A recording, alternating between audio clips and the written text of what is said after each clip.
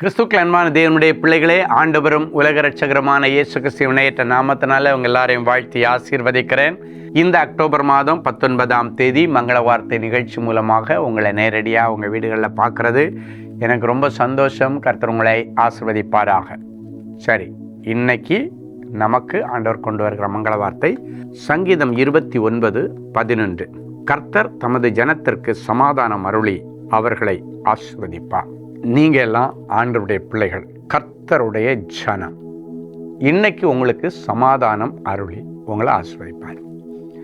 எந்த காரியத்தினால சமாதானம் இழந்து போச்சு? உன் சமாதானத்தை பறிக்கும்படி உங்கள் வீட்டில் நடந்த கொடுமை என்ன, கொடூரம் என்ன, இழப்பு என்ன, தோல்வி என்ன, அவமானம் என்ன, பிரச்சனை என்ன, அந்த காரியத்தை கர்த்தரிடத்தில் ஒப்பிச்சு அவர் மேலே நம்பிக்கையாக இருங்க. அவரே அந்த காரியங்களை உனக்கு வாய்க்க செய்கிறவரும் அந்த தீமையை உனக்கு நன்மையுமாய் மாற்றி தருகிறவருமாய் இருக்கிறார். ஒருவேளை உங்கள் வீட்டில் நீங்கள் ரொம்ப நேசித்த யாரோ ஒருத்தர் இறந்து போயிருக்கலாம். அவங்களை இழந்து நீங்கள் தவிக்கலாம். கவலைப்படாதீங்க. சகலவித ஆறுதலின் தேவன் உங்கள் குடும்பத்திற்கு ஆறுதல் செய்வார். எஸ்ஐ 51:3 சொல்லுகிறது, கர்த்தர் சீயோனுக்கு ஆறுதல் செய்வார். நிறைய பேர் ஆறுதல் சொல்லியிருக்கலாம், ஊழியர்கள் சொல்லியிருக்கலாம், சொந்த பந்தங்கள் சொல்லியிருக்கலாம். ஆனால் ஆண்டவர் ஆறுதல் சொல்லுகிறது மட்டுமல்ல, அதை தொடர்ந்து ஆறுதல் செய்கிறவர்.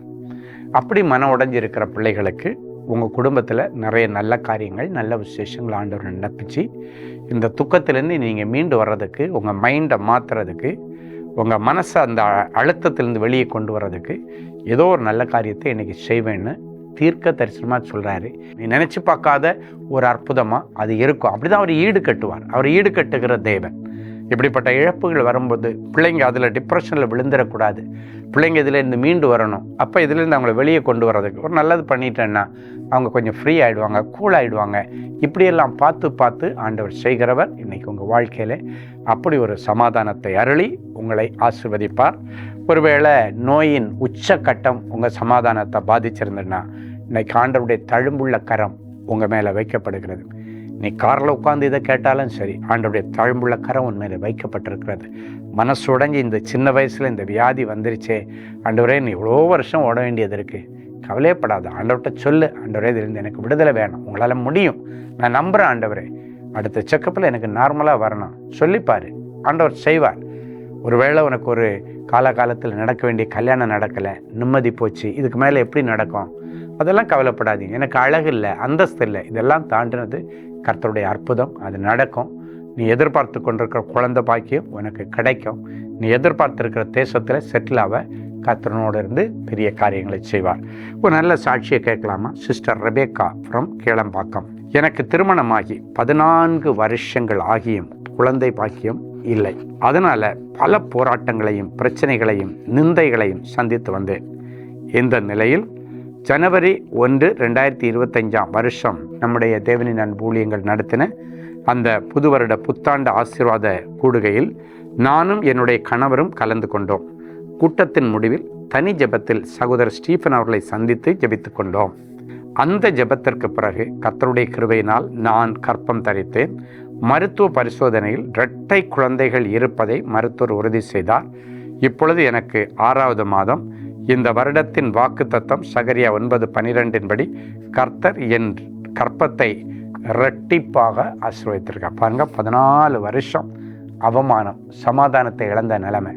நம்முடைய தேவனின் அன்பு ஊழியங்கள் நடத்துகிற அந்த ஜனவரி 1ஆம் தேதி கூட்டத்துக்கு வந்து கலந்துக்கிட்டாங்க. 14 வருஷ அந்த பிரச்சனைக்கு முடிவு. அதுவும் ஒரு பிள்ளை இல்லை, 2 பிள்ளைகளை கர்த்தர் இப்பொழுது கர்ப்பத்திலே வைத்திருக்கிறார். இப்பொழுது 6வது மாதம். உங்களுக்கும் ஒரு அற்புதம் நடக்கும். அன்பான ஆண்டவரே, மக்கள் நன்றி.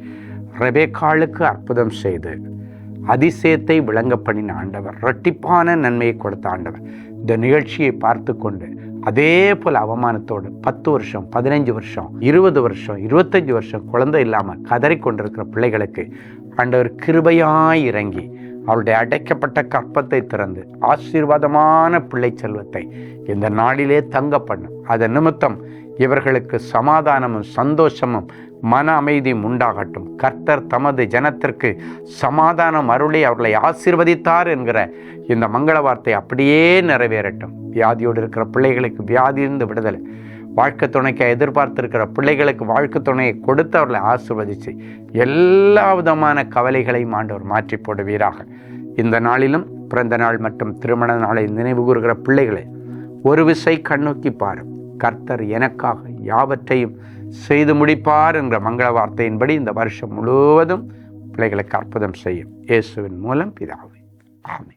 அன்பு தேவனுடைய பிள்ளைகளே, இந்நிகழ்ச்சியின் மூலம் நீங்கள் பெற்றுக்கொண்ட ஆசீர்வாதங்களையும் உங்கள் ஜெப விண்ணப்பங்களையும் அனுப்ப வேண்டிய முகவரி: தேவனின் அன்பு ஊழியங்கள், Vinayak avenue, OMR road, Okkiyam, Thoraipakkam, Chennai 600097. மேலும் 24 மணி நேர ஜெப உதவிக்கு 04424579999 மற்றும் 9941150999 என்ற எண்களுக்கு தொடர்பு கொள்ளுங்கள்.